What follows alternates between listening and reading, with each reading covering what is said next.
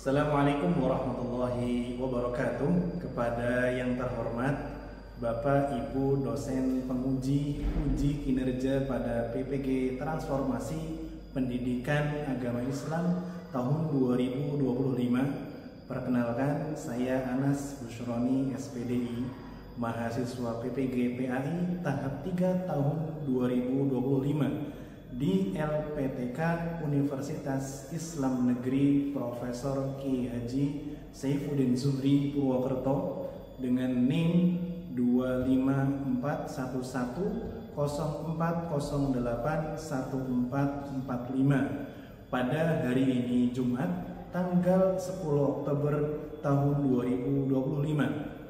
Saya akan melaksanakan uji kinerja di SMA IT Al-Irsyad Al-Islamiyah Purwokerto kelas 12 dengan materi pentingnya hidayah Islam. Terima kasih dan selamat menyaksikan. Ya, bismillahirrahmanirrahim. Assalamualaikum warahmatullahi wabarakatuh. Waalaikumsalam warahmatullahi wabarakatuh. Apa kabarnya semua, sehat?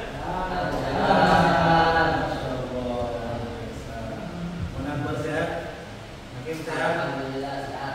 Apa sehat? Sehat, Mon? Sehat? Sehat, Masya Allah. Semuanya hadir ya, Masya Allah. Alhamdulillah. Jadi sebelum kita pimpin dulu doa,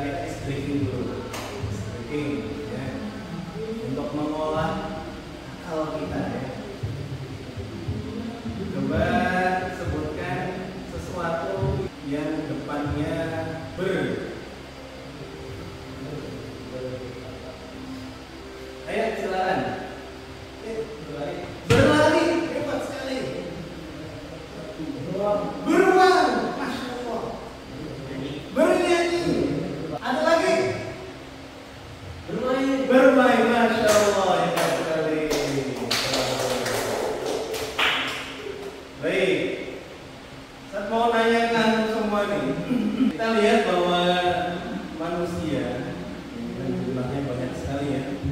Tentu kita nggak bisa menghitung jumlah manusia di muka bumi ini berapa. Namun saya mau nanya satu hal ke kalian semua. Dari sekian banyak manusia di situ, Allah Subhanahu Wa Taala ada yang memberikan kepada mereka petunjuk. Ada juga dari manusia yang belum Allah kasih petunjuk. Nah, ini kenapa? Kalau itu bisa terjadi. Ada yang bisa menjawab?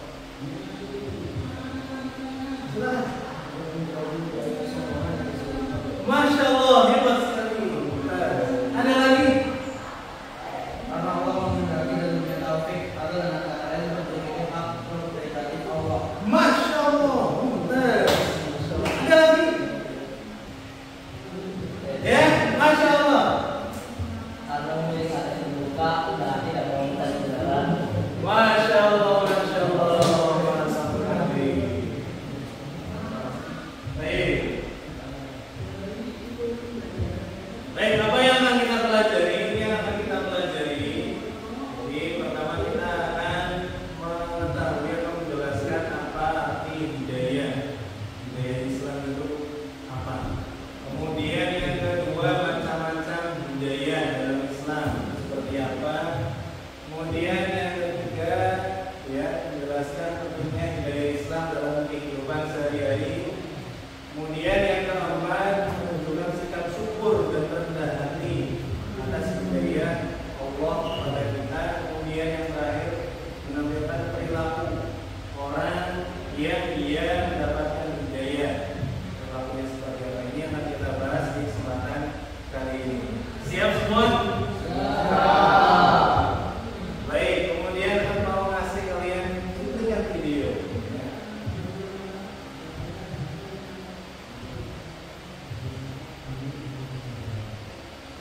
Ketua Islam. Pemirsa dan jemaah penyelamatan saya tentang Alkitab belum sempurna. Saya bukan hafal semua, tahu semua. Mungkin ada hal-hal yang saya tidak tahu, yang saya harus belajar. Dan saya akan belajar terus. Bahkan saya yakin kalau Alkitab itu sampai saya mati itu pasti ada hal yang belum saya tahu. Itu tidak tunjuk kepada pemirsa bahwa ini bukan seolah-olah memang kekuasaan yang kita sangat tidak. Saya masih belajar dan masih ada hal-hal yang perlu saya gali lagi. Jadi kalau ini mau bertanya, sepanjang saya tahu saya siap jawab. Silakan. Yang selama ini saya mau tanyakan itu, memang awalnya saya itu modal percaya. Percaya saya. Percaya saja. Percaya itu diterima ya. Tapi kalau mau apa saya belum terlalu paham. Tapi yang namanya kita percaya mau apa pun kita percaya. Gitu. Dan saya mau tanyakan apa masih ada penjelasan tentang bahwa Tuhan Yesus. Iya, Ibu Yuyun dan pemirsa, pertanyaan yang baik sekali. Apa yang saya jelaskan hari Kamis dan itu adalah video sebelum video ini yang pemirsa bisa nonton. Saya akui itu belum lengkap. Seperti yang saya bilang kepada Ibu Yuyun dan juga pemirsa yang ikut waktu itu bahwa doktrin tentang ketuhanan Yesus itu kan ada satu mata kuliah di sekolah teologi yang namanya Kristologi, ilmu tentang Kristus. Jadi mata kuliah Kristologi itu sendiri bagi mahasiswa teologi seperti saya dari sekolah teologi itu harus menyelesaikan bersemester-semester. Dan saya yakin sekali bagi mahasiswa teologi pun yang mungkin belum paham, tapi sudah ada di pelayanan. Karena mungkin ada pendeta yang sudah jadi pendeta, tapi dia belum mampu menjelaskan secara utuh. Saya mungkin salah satunya. Oke, sampai ke sini kita sudah bisa menarik kesimpulan dari 3 poin kunci jawaban pembuka oleh pendeta ini. Kesimpulan yang kita bisa dapat adalah sangat jelas. Bagi siapapun yang mempertanyakan konsep Trinitas Maka, 1. Harus belajar dengan kejenjang sarjana teologi. 2. Setelah belajar tidak ada jaminan menguasai apa itu konsep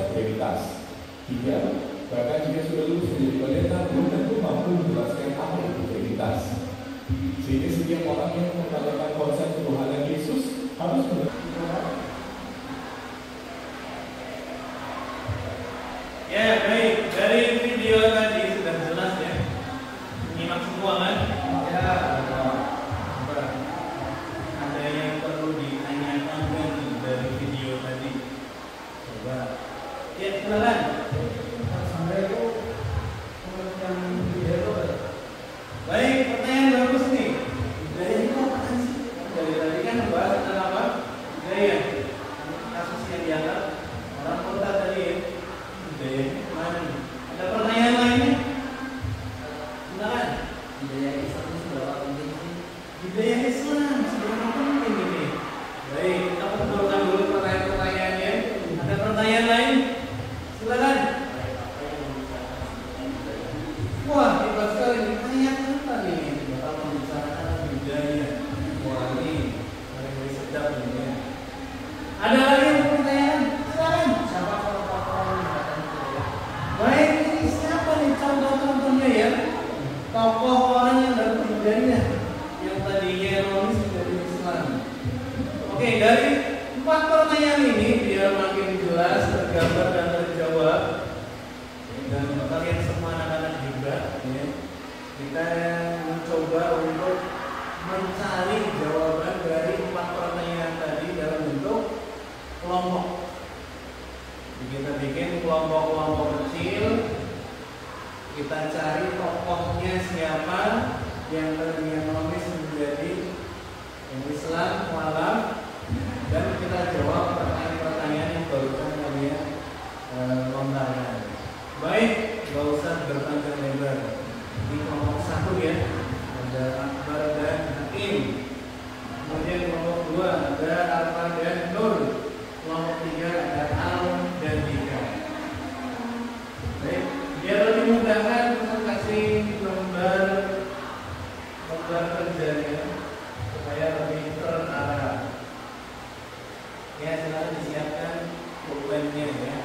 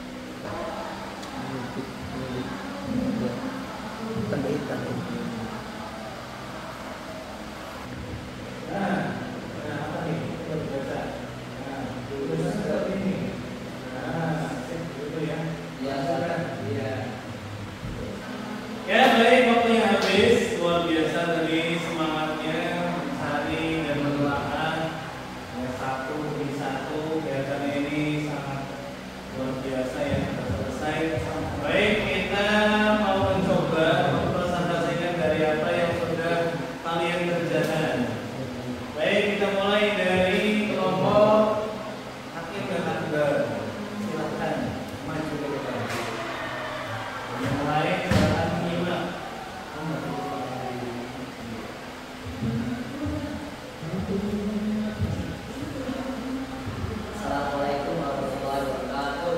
Waalaikumsalam warahmatullahi wabarakatuh.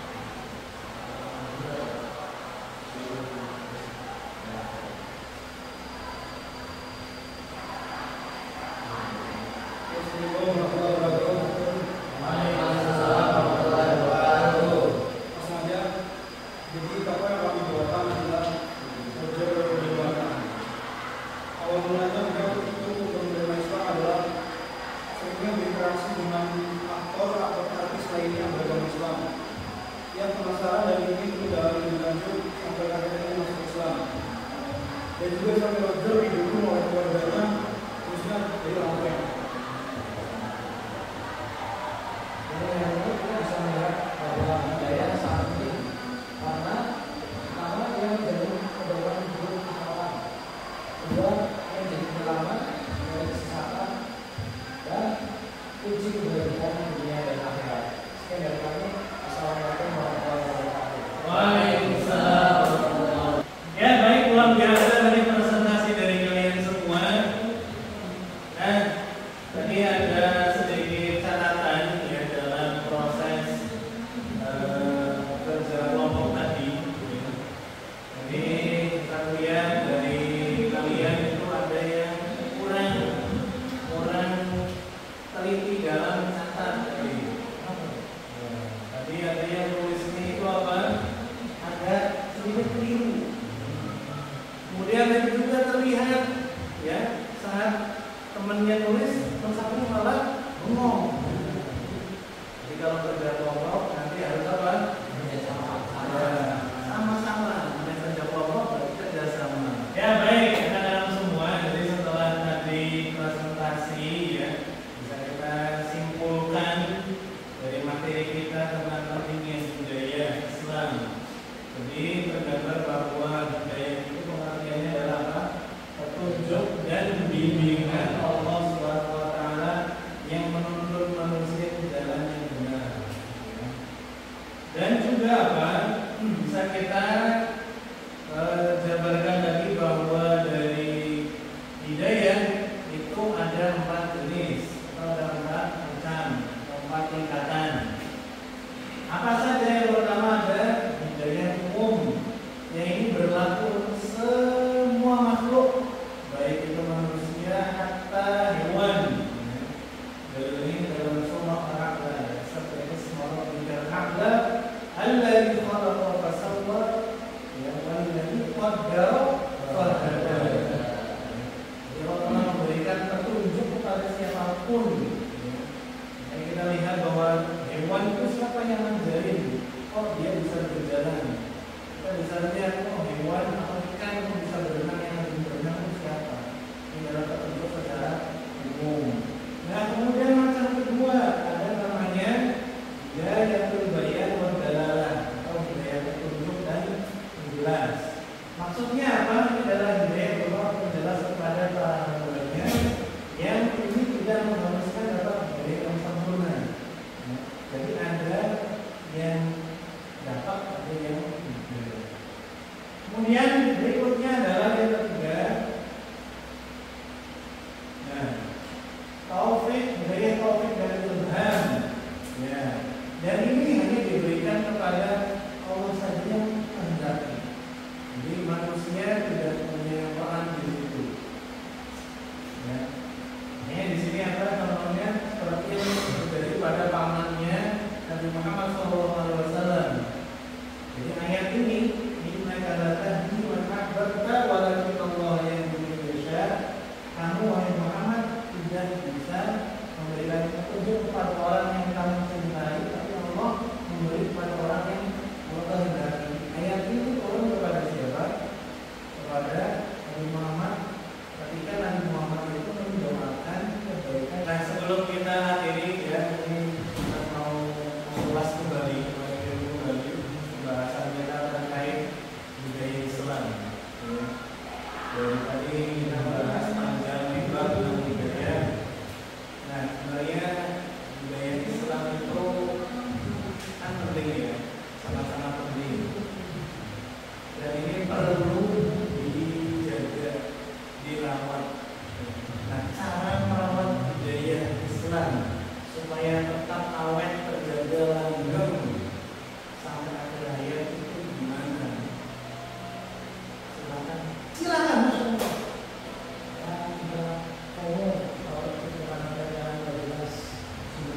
Oke, siap. Ya. Jadi orang itu punya prinsip, jangan apa-apa ngikut. Ya, pakai standar TikTok, ini apa-apaan gitu. Lainnya supaya hidayah Islam tetap terjaga, masya Allah. Biar belajar mengkaji ilmu agama secara dalam. Masya Allah, nah ini dia poinnya ya. Jadi harus rajin belajar. Ya. Ada lagi, Masya Allah.